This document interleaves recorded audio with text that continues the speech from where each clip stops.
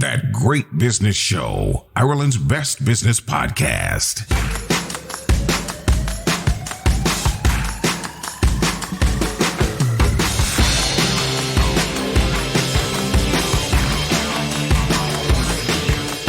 Welcome to episode 145 of That Great Business Show, where we bring you great tips, insights, and unique business opportunities, all in a perfectly packaged podcast, with thanks to Dundeal.ie. I am Conall Morain.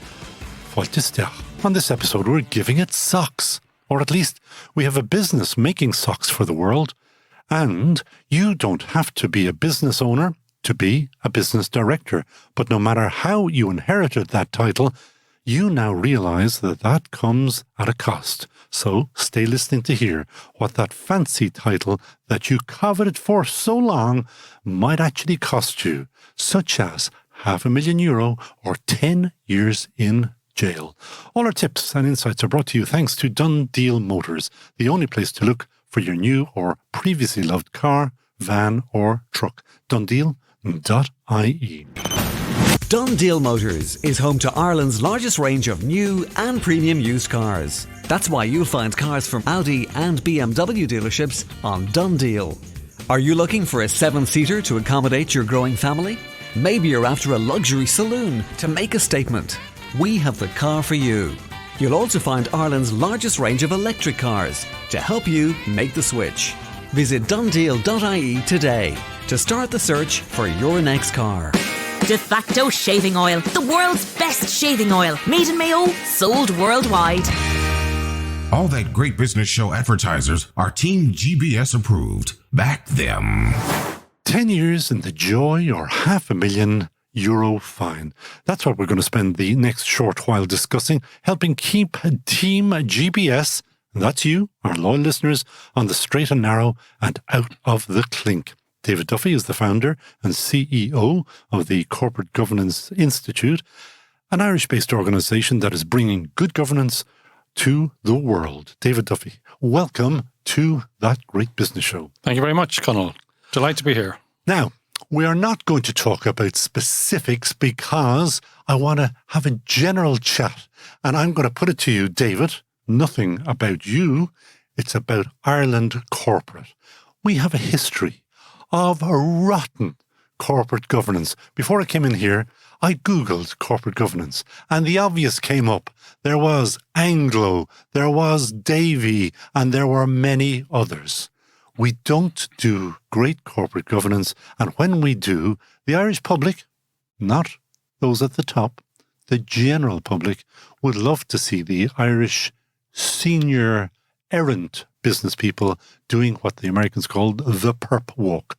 They don't do the perp walk. Would you like to see people doing the perp walk? Yes, it'd be no harm. I mean, we have to set an example. It needs to be transparent, it needs to be open, as all good corporate governance is. So seeing is believing, as my old history teacher used to say. But we don't do it. Why not? I don't think we have the requisite law in place to enable convictions to be made as quick as they might be. What would you like? Well, the current Companies Act, 2014, 1,000 pages long, a great doorstopper. Which you've read, of course. Cover to cover. There's over 100 reasons there why you go to jail. I mean, you've called out one of them there, and that's for fraudulent accounting. I don't think people actually know enough when they become a director board to know what they're getting in for. You know, and I think also in terms of the examples you've cited, I think it's part of the Irish psyche. And I think it goes back to our colonial times, where the rules are for other people, but not for the Irish. And I think there's still some of that in our psyche somewhere, probably less and less on people who are on boards currently. But I'm so proud of Irish business because we are doing great things worldwide. Irish business is great worldwide. Wouldn't you imagine that we might have just sucked it up a little bit and understood that great corporate governance is great for business? And of course it is. And you're right.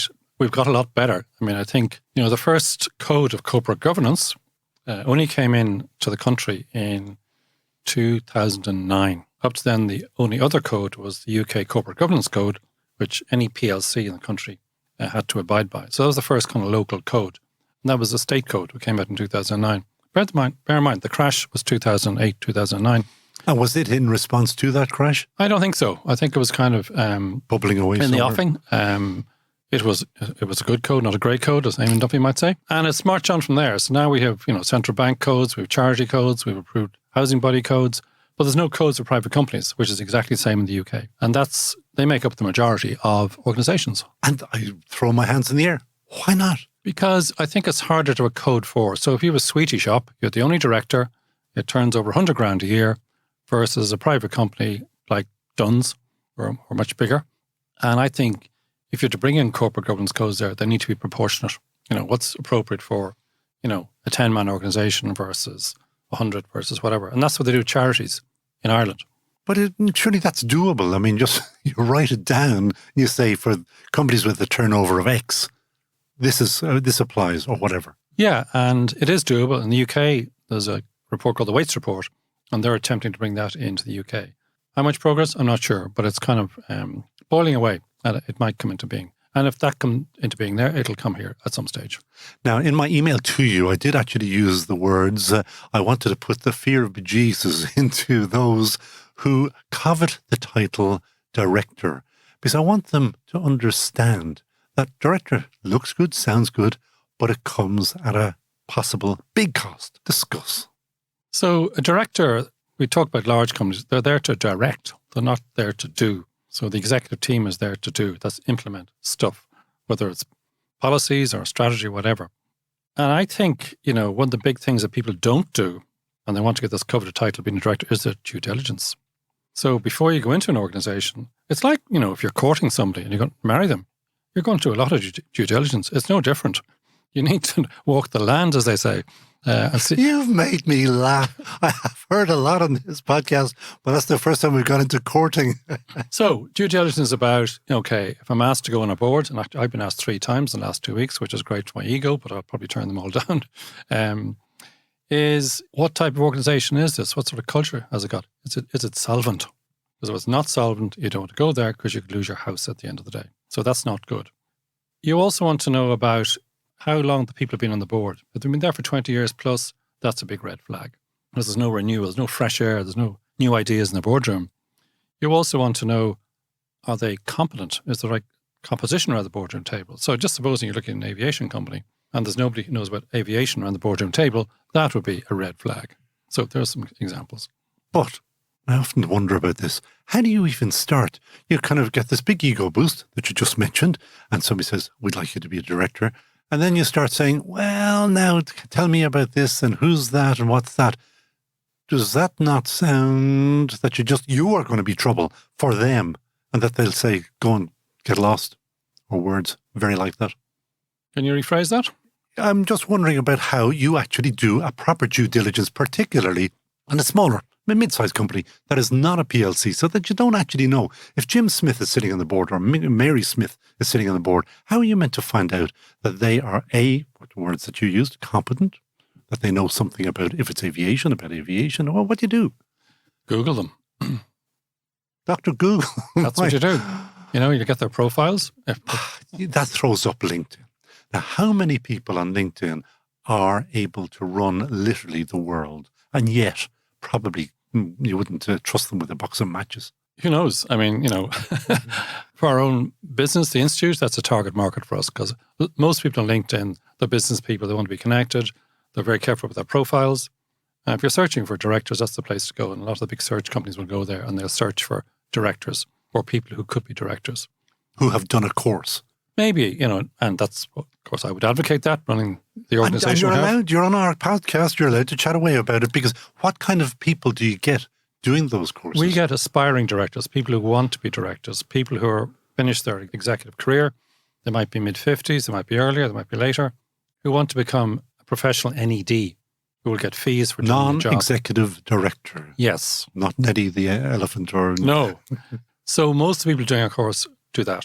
And one other piece of information we did when we were researching in establishing the Institute and getting investors, we found out that less than 1% of people in the UK and Ireland who are on boards actually had a corporate governance qualification. Wow. So it's quite... 99% don't? Yes. Now, obviously, the bigger companies will have more people who are qualified, but most boards don't. How long does the course take? It can take you a week in a boot camp. It's live faculty, face-to-face, and then you've got to do your assignments. It's about 200 hours work. Or you can spend 6 months doing it self-paced. So, it makes sense, doesn't it? That at some level of a company, that anybody who wishes to put his or her hand up to be a NED, as you like to call them, a director. Or an executive director. Or an executive, okay. Is that they have to do such a course. Am I right? Did I do my research? Singapore, Singapore has this. Singapore has that on a listed company, at least one member of the board must have a recognised qualification in corporate governance. But that's going to probably be the company's secretary because they are... No, in corporate governance. And our corporate secretary is not schooled in corporate governance. They are, but they have a separate qualification. Okay. Typically. Okay. So anywhere else outside of Singapore? No, we'd love it that was mandatory for every PLC or board in the world. But well, of course wouldn't it be lovely if Ireland, to get that jump start, chose to do that? So therefore, it'd be great for you. I'll do your ads for you. Yeah, well, Ireland is unique in that it has the Smurfit School, which runs a very good diploma. It has the IOD, and it has ourselves. So I don't think there's any other country in the world that actually has 3 places where you can go and do a recognised diploma. So we're in a good place. Except they're not doing it. Correct? People are, now, of course, you get some people in, but if there's only 1% of board members who are qualified, there's a long way to go. Absolutely. Yeah, which is great for us. Gives us a big market. Sure, that's the future. But what about I'm thinking on the broader economy, what does one do? How do you kickstart it? Is there anybody in any state department who might say, this is a great idea, let's do it? We haven't been in discussions with them, we have actually people who have done our diplomas from many, many public bodies. Lots of them, which is great. So they're upping their game in terms of their own governance. Public bodies? Yeah. But not on private companies. And I differentiate there because I do see on the public bodies that they do spend a lot of time collecting diplomas and things. That could well be true. Oh, it is very true, because if you look at them on LinkedIn, they seem to spend a lot of time at Harvard and places. Back to what could be and should be done. When you are doing your research on those who are likely to go and do your course, what is the biggest jaw dropper that you find? Do people know even basic finance? Do they know how companies work? Do they know HR, law? So what you find is that they're all pretty experienced people. So Mary Smith sells cars. She's very good at selling cars, but running a company, different. Yeah, they tend to come from organizations of some scale as opposed to smaller organizations. And they would have been exposed either in reporting to a board as a CFO or a CEO. They know something about governance, but what they don't know is the full shebang, A to B. And that's what we kind of teach. And that fills in the blanks from governance architecture, governance handbook, risk, director duties, strategy, board evaluations, and how to become an NED. So that's what we cover. And if you had your magic wand, what would you wave it at? What would you really love to see? Give me 3 steps that the government, who hopefully people in charge might be listening to this. I know we do have at least 3 government ministers who listen to the podcast. What would you love them to do for the sake of good governance in Ireland to avoid all of the badness that we've seen too much of? I think they should mandate that at least 1 or 2 people on a board should have a recognised governance qualification. That would be a good start. That will take some time, but you've got to start somewhere. And when you say time, if they can do it in a boot camp in a week. Well, there's a lot of study afterwards, so, it takes a while. There's 200 hours of study. There's 200 hours of, face-to-face with the faculty, your assessment and study. It's about 200 hours in total. So it's not something you can do quickly. It takes time. And I don't know how to phrase this, but you have to have a degree or something to actually get to the level to meet the requirements of the governance institute. We filter people to make sure, because what we don't want is people to do it and they fail. We want people who do it and pass. Good. So what is the pass rate? About 100%? No, and it'll never be that. It's currently north of 85%, which is really good for an online institution. So for people, and there will be all shapes, sizes, and regular and non-regular people listening to this podcast, what would you expect as a minimum qualification that they have already before they head to your institute? They'll have an undergrad, and most of them will have professional qualification as well. There'll be a lawyer, an accountant, an actuary, and so on. Would this not be done on a blink with a lawyer if they understand law? Well, they need to understand company law, but that's only one tiny element of corporate governance. Go on. So you're talking about The governance architecture in an organisation, what should that look like? Okay, what's the shape of the board? What's the composition of the board? How many board committees you need? What are the names of those committees? What skills you need around the boardroom table? That'll be driven by the strategy of the organisation. So if I'm doing a board evaluation, the first place I go is the strategy to figure out what skills do I need. So for example, well, we want to start an online business. Well, then you need digital marketing skills, global, as we have. So what's the second part of the question? Well, just to try to figure out what people should expect to have to be accepted so onto the the law is only institute. part of it. So, then the governance handbook, which is the rule book for the board, lays out the roles and responsibilities of directors, terms of reference for all the committees, and board policies like code of conduct. Then they need to know the role of the director. The code of conduct. Now, there is one that you could probably spend another podcast on. Do people adhere to codes of conduct? I know they should, but do they? Well, I've no evidence, but it's there, and it's a big stick. Yeah. If you don't, well, you've got something to put people through a process. Yeah. And that might be, well, you stay with some sanction, or you go. The good news is if you were to do your qualification, or the other ones that you mentioned, the IOD and or SMRFIT, is you can be in line for a non-executive directorship. It'll help.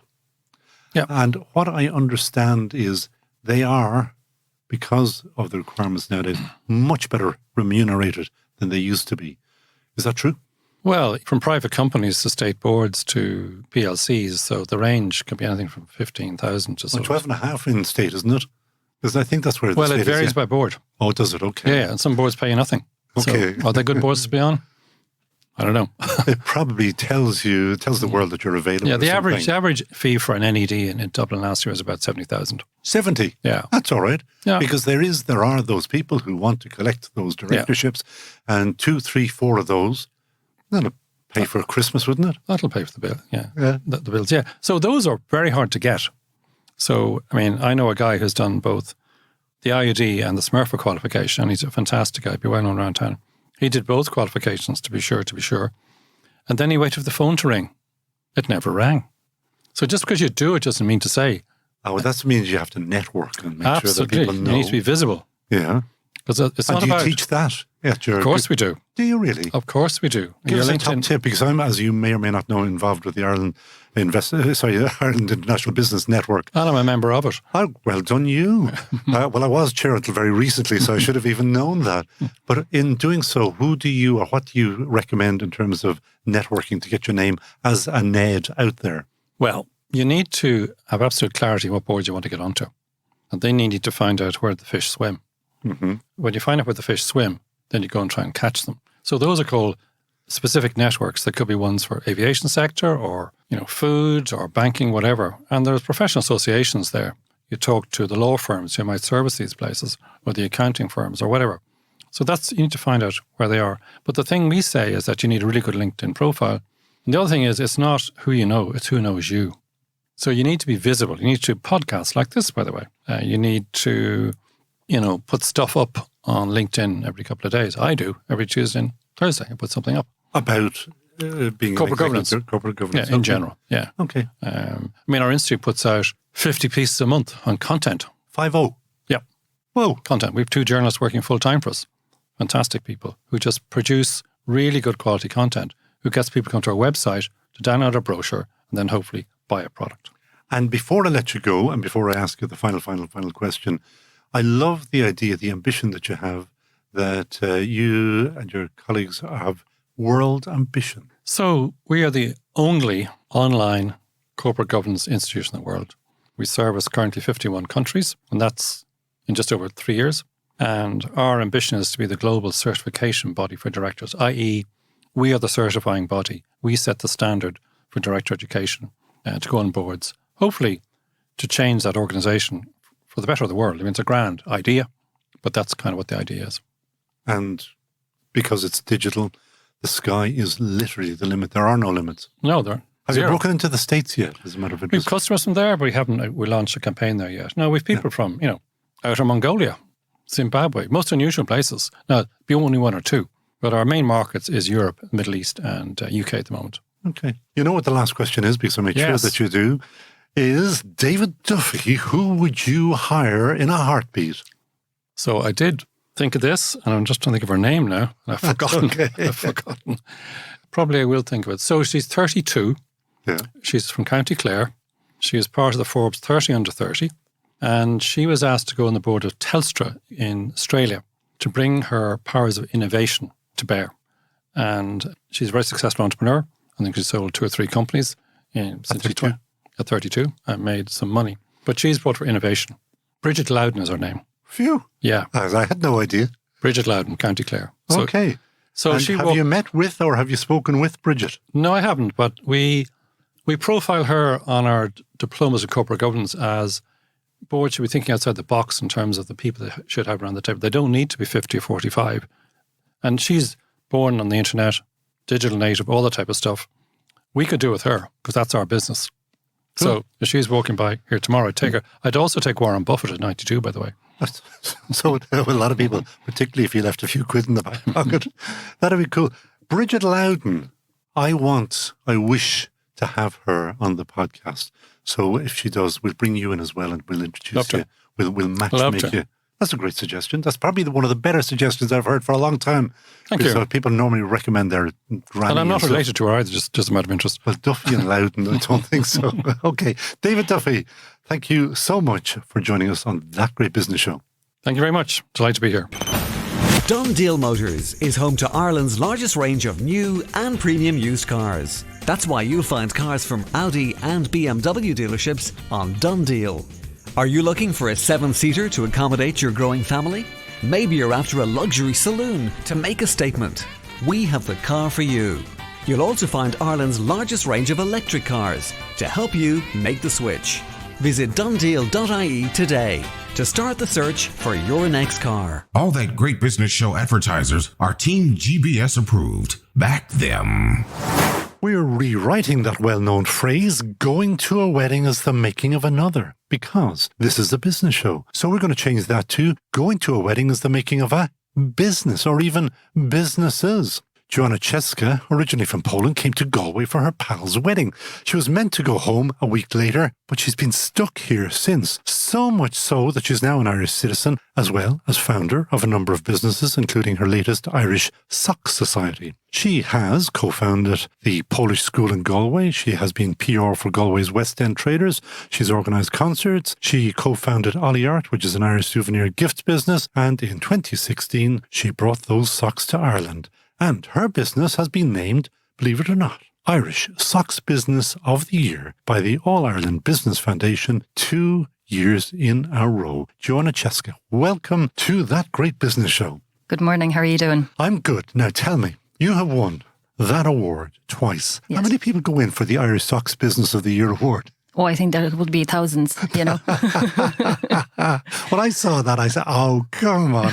There is literally one for everybody in the audience. You came to Ireland. When you came to Ireland, had you ever been here before? No, it was my first time ever. I learned a lot about Ireland and I read a lot, but no, it was my first time ever being here. And you never went home? No, and I landed in Galway and this is where I'm still, living because I absolutely love it.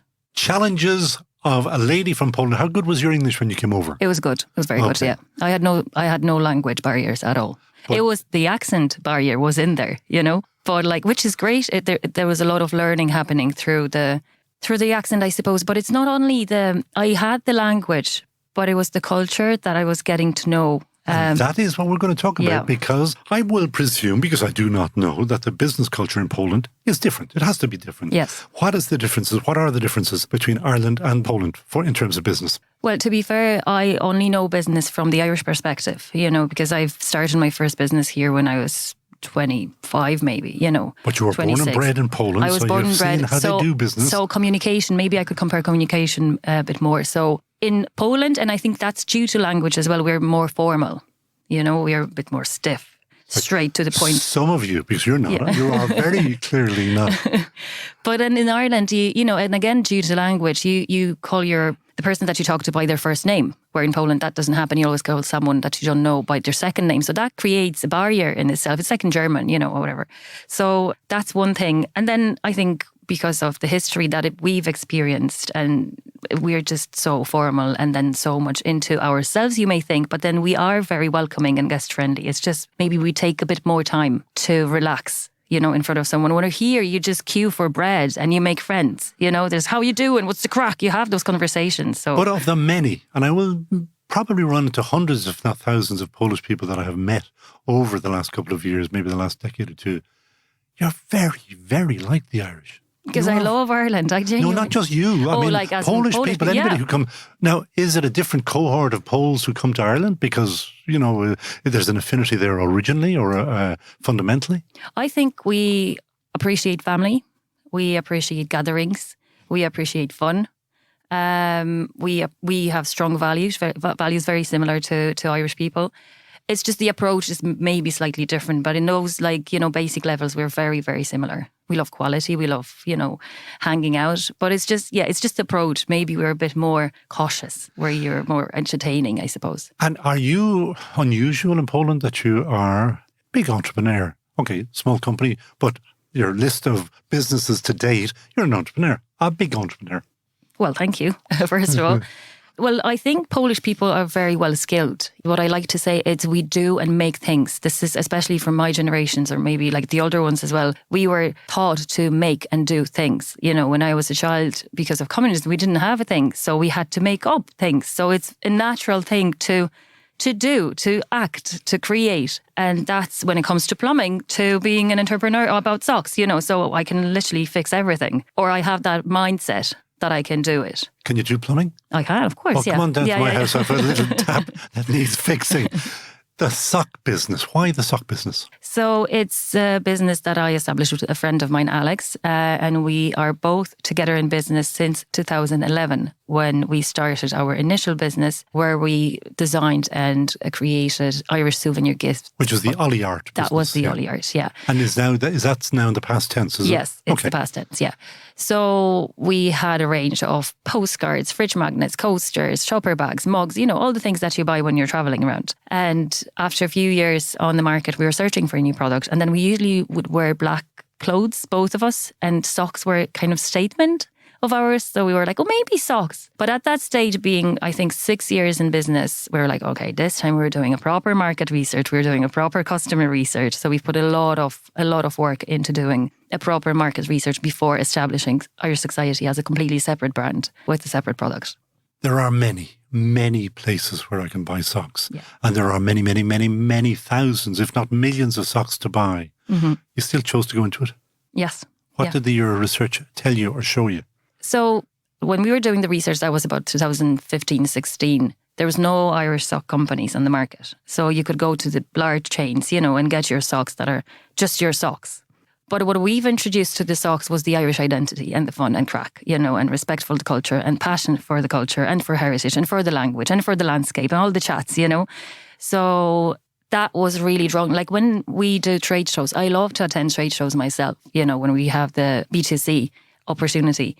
People laugh. They share stories. A little phrase like a wooden spoon or like you are a ride or feck it. All those little phrases, they just awaken so many memories and people sell to themselves. They call their friends to come down and that was the thing that made us confident in, pursuing that. We should explain that those are just some of the phrases on the socks. On the socks. So yeah, each pair of socks has an Irish phrase that is placed on the sole of your feet. So when you sit up, you can read it. You have a nice pattern of your socks, but then there's something quirky on the sock as well. So when you lift your foot, it says feck it, Maybe when you kick somebody, feck him. I'm hearing you loud and clear. And I'm just wondering to myself, and I haven't asked you this question, were there entrepreneurs in the family? Have you got a natural entrepreneurial bent? Well, I think my mom is my mom and granny now that you're asking, I'm thinking there's a strong line of women that are on the making. They were always employed, but they were always very creative. Again, I would never go to a birthday party with a gift that I didn't make. There was always that drive. If I wanted a dress, we both had to make it. Saw it, like caught it. So that's the legacy of communism, yep. Yes, again it is, but they are very special in that way, the both of them. Yeah, there was that drive that nothing is impossible really. We can always come up with a solution and make it happen. One of the other quirky things that I noticed is not alone have you embraced obviously your English is more than perfect, probably better than mine, and you've got your Polish, but you've also got the Gaeilge. You have embraced Gaeilge. And if I go onto your website, as I did, I'm there and you're chatting away to people, in as good as you can, Ask Gaeilge, encouraging Gaeilge, because you also won the Shosova Hogarty Award, didn't you? Yes, we and did. what was that for? So that awards businesses that embrace Irish language through their business. Did that help your business? Embracing Irish? Yeah. Oh, I think it did. There's a unique selling point, to it, obviously. It's not as big as I would wish for, but it has changed throughout the years. Like I'm in business that is in gifting business in Ireland for the 12 years now. And I can see a huge shift that is happening in recent years when it comes to Irish language. There's more awareness, there's more recognition, there's more drive towards it. So that's my reward, because that was always my goal. We always had our products bilingual, at least, since 2011. So now receiving around 60% of emails that come through our website that have a little bit of Irish in them, a sentence, a word, that's a proof that whatever we've done so far has had a result, really. Because your emails, of which I have received a few, you sign off with, what is your little piece of Gaeilge at the bottom? Goramila Mahagot, but there is... Something about the crack. Oh, having the crack from head to toe. But that's... well, that's Asperla, yeah. Yes, that's it, yeah. But you also do sign off as Gaeilge as well. Yes, we do, and yeah. that have obviously attracted the attention of Gaeilge like me. Yeah. So there is business benefit in it. Yeah. Oh, yeah, big time. Absolutely. And I believe that it's going to be even bigger now in coming years, really. It's as global as we wish we all would like to be. I think we really need to embrace what's very unique for each culture, and this is what we are doing here through the socks, And how big can a sock business get? I know that you're in 150, I think. Yes, we're in 150 shops retailers in around the Ireland. country and in the US and Australia, yeah. And then the big sale, and obviously more of the cash goes into your own polka if you can sell it online. Yes, so we sell through 3 channels. So there's online sales. So you go to our website and you buy socks or sock subscriptions, which is you get your pair of socks delivered every month. €9.50 for a pair of socks, Yeah, correct? €9, yeah. Including VAT. Yes. Because I checked it all out. Yeah. And the subscription is? Well, it depends of the amount. You can choose 3 months, 6 months or 12 months, So it's not a huge spend, but it's a gift that keeps on giving. And it's practical. Down the line, it's practical. And it actually makes people smile. If you imagine your morning, you get up in the morning, you need to get dressed. And socks are quite important if you think of it. If you have uncomfortable or bad quality socks, your day is ruined. Because they're on your feet all day. We're into the sales pitch. No, if you think of it. But then the socks are saying, did you turn up the immersion? You must have a laugh, It's just... Well, I change my socks every morning, so that Very means good. that means that I have one laugh every month. Yes, Is that it? yeah. I'd look forward to the first of the month Yes. to have my little laugh. And so how big can it get? Because you've obviously you keep telling me, your market research. How big can you go? Oh, you can go very big. You can go as we are in 3 segments, as I said. So one is the online, the other is retailers, and the third is bespoke design services, which we do for corporate clients, where you supply a high volume of socks for events or gifting. Yeah, What is a high volume to you? How many would you need few to do? thousands. Or okay. few thousands for employees for a large corporation, or 1,000 or 500 for an event. Okay. Yeah. So you are, I'm going to draw a comparison here. You're today's golf balls or today's umbrellas. Would that be it? Yes, Get a pair exactly. of We're the pen socks. drives or whatever, the T-shirts or whatever. So it's, again, if you think of it, it's a very practical gift. It's small, it's easily posted, it won't break. It is going to be used, and everyone needs that every now and again. Every single person in the world needs one pair of sock every now and again. So it all makes sense, really. And based in Galway, but Yes. not made in Galway, not made in Ireland. They're No. EU made, high-end cotton. I saw Yes. 80%, I think. Yes. So it's over 80% of comped cotton. And we put a lot of emphasis on sustainability. So we really check on all the materials that we use and all the packaging to reassure our customers that whatever they wear, it doesn't, cost the earth and it's comfortable in quality. Has anybody in Ireland tried to copy you yet? There are new companies that have come to the market, maybe around 2-3 years in the business. How do you keep them out? We don't keep them out. You need competition. Competition is good. So says no entrepreneur ever, really. They say that in public, but never. No, see, I genuinely think, if there's business in it, obviously new companies are going to start. So that's only proving the point that we've done the right choice and we've made it really well if people are following. all we do is not look around just ahead of us and just make ourselves better, and it works for us so far. Encourage some of the, I should have mentioned though, did I mention it to you? Is that, not to you, but to the listeners, you have taken out Irish citizenship. And I can actually bring a tear to your eye because I can make you talk to me about that. Yeah. You love the idea. I love the idea. I absolutely love the idea of people who've been taking out Irish citizenship. I think I'm old enough to think, back then, who would have ever dreamt that people might choose us? But anyway, happy to have you, I can tell you. Oh, thank you so much. Top road. Encourage other new Irish citizens into business, into entrepreneurship in Ireland. I think all you can get is help in here. I started the first business ever, again, being like 25. I had no clue about business. I'm trained as a publisher and as a librarian and as a teacher. That has nothing to do with business if you think of it. But whatever supports were available there, I was able to search them out and knock at the doors. And who did you use? Did you use your Leo local enterprise office in Galway? Yes. Shout out to Leo Galway. Phenomenal crowd, and they are always very supportive. And all I got, genuinely, this is my personal experience, whatever I got here in this country was only good and pleasant and lovely. I've never experienced anything bad in Ireland, and I have. Phew. No, but people have different experiences. Of course. In my life, there's nothing but joy, since I arrived here. There is the welcoming, the open arms, the chats, the wit in your eyes, the crack, during All Yard, for example, I was in Teenocton in Galway, the pub. I do. Of course. So that was our first office. So I used to work from there very often, and I was trying to type a page for our website, about page. So where's the inspiration for the business from? And I was like, you can't feel lonely in Ireland because someone is always chatting you up. You're continuing on a conversation about whether I couldn't finish the first chapter or whatever because there was someone talking to me there all the time, people that I didn't know. And I was like, you were in a pub. Yes, exactly. But it's the same in a shop on the street. If you look at someone for long enough, they'll say, how ya? Right. And I will never have enough of that. I introduced that to Poland. I just spread it around the world whenever I can. Which is lovely. Now, back to encourage non-Irish or new Irish or new Irish citizens to get into business, please. Yeah, well, there's... You've got the Leos, good. Yes, I've got the Leos. You have Enterprise Ireland. You have a spectacular programme for female entrepreneurs called Going for Growth. Have you done that yet? I have. Brilliant. That's our huge friend, Paula Fitzsimons. Yeah, oh God, I'm the biggest. I would like her to adopt me. Like, I love her, that woman. She's spectacular. So there's Going for Growth. There's Acorns, another one of hers. Yeah, there is. And it's all open. I mean, if you arrive here, as far as I know, nobody's going to say, oh, hang on, you're Polish, you can't join us. No, not at all. Everyone is just so welcoming and supportive and very curious.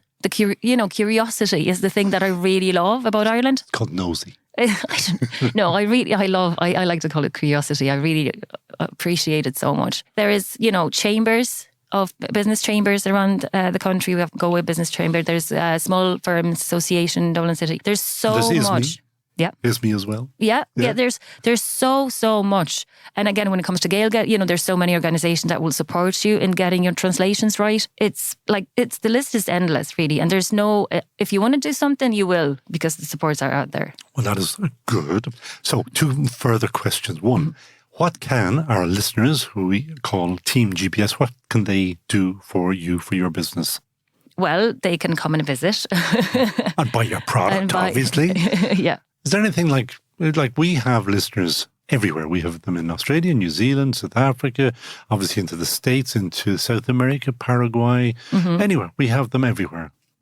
Well, if you're missing Ireland, and if you like to learn about Ireland, then we are a good match, because we can supply you with a platform that will educate you about Ireland. We have customers who buy from us, from Switzerland, for example, who buy the socks because they want to learn about the country through the product and through whatever content we supply on our website. When it comes to corporate gifting and the custom design, we also incorporate the Irish language on the packaging, even if it's international buyers, So there's a lot of learning, a lot of good quality, sustainable products, and a lot of crack. Final question. You know what it is. Yes. Who would Joanna Ciezka hire in a heartbeat? I have a list. A list. She pulls something out of her back pocket. Yes. So I have a few people. Is that okay? Of course it is. You are now Team GBS. You may do as you wish. This is your podcast. I'll be very quick. So the first person that actually crossed my mind very quickly when I thought of it first a few weeks ago was Blind Boy. Okay. I actually would love to hire a blind boy. Why? For the social context and his wit and curiosity again, you know. Okay. I love him because he has such a following on podcasts. He is exemplary. He is just very special, yeah. But I just get to learn a lot, you know. And again, a teacher. Yes. Or at least he was a teacher. Yeah. Like, again, I wasn't raised within the Irish context. So I feel that I need to keep everybody in Ireland goes around with a plastic bag in their head. Yeah. Actually, Una O'Hagan, who was here recently, I'd love to work with her as well. She's incredible. Was she one of your mentors? She wasn't. No, she wasn't. But I admire her work. Lovely. Yeah. And her values, yeah. And then actually, who was my mentor was Fidelma McGorrick from Payslip. We know Fidelma because Fidelma has been on the podcast. Oh, there you go. Yeah, I didn't see that. Okay, Fidelma is absolutely class. There's one man, and well, there's three now, but like the first one is Declan Droney. We'll take a break. I was like, now. there's 100 people now in the list. Declan Droney from Kinvara Smoked Salmon for business strategy. He is a very, very smart man, I think. And for the legs, actually, I would take Colin Farrell to wear the socks, you know, if he was up for it. Just for the legs. Just for the legs. It's everything. Not that he's a very handsome young man. Or... And then this is me now being me, I suppose, but I would actually hire my own husband, Tomek, who is a video production company, because he's a really good storyteller. So you better give his company a shout out, otherwise there won't be any going sorry, home. Heavy Man Films, yeah. And that's based in Galway as well? Based in Galway City, yeah. Please come back to us. I'd love to. You go, how many countries are you in at the moment, roughly? Well, the whole country in Ireland, but we supply worldwide. So That's what I'm saying, how many countries, yeah. Well, there's like 50, 60 we've sent socks to. Yeah. But like retailers, there's about, 3 to 5, I'd say, And do you use An Post, or have you found a better way of doing it? No, we're using An Post to support An Post in Ireland, and then some international. People find that An Post may not be as user-friendly as some other people. I love going to the window, Have you gone to Parcel Planet? Our pals? Yeah, well, we deal with GLS, with DPG. Europe? We're dealing with the companies that are kind of improving on their sustainability as much as possible, Okay, well, that's fair. So that's our, how we approach those companies. Yeah, but like we want to support An Post. It's Irish. Let's do it. If they give you a discount, that's what you actually be like, hello, An Post. Here. Joanna Ciezka, thank you so much. That great business show. Thank you. Done Deal Motors is home to Ireland's largest range of new and premium used cars. That's why you'll find cars from Audi and BMW dealerships on Done Deal. Are you looking for a 7-seater to accommodate your growing family? Maybe you're after a luxury saloon to make a statement. We have the car for you. You'll also find Ireland's largest range of electric cars to help you make the switch. Visit donedeal.ie today to start the search for your next car. De facto shaving oil, the world's best shaving oil. Made in Mayo, sold worldwide. It's all go, le cuirsi gno, on thatgreatbusinessshow.com. That Great Business Show. And that is it from That Great Business Show, episode 145. Great business insights and inspiration, all thanks to our sponsor, donedeal.ie. It's the only place to find your next car, new or second-hand. Sign up for email updates and your own personal copy of the podcast at thatgreatbusinessshow.com. And that's where to go if, like Aer Lingus, you would like to advertise with us. We record at the Dublin South Podcast Studios, where Lee Sakatumi Brennan is today's sound man, while studio manager and engineer supreme Peter Rice will add his magic later, making us the best podcast sound around. So from me, Conall Morain, buchas to you all agus slán tamil.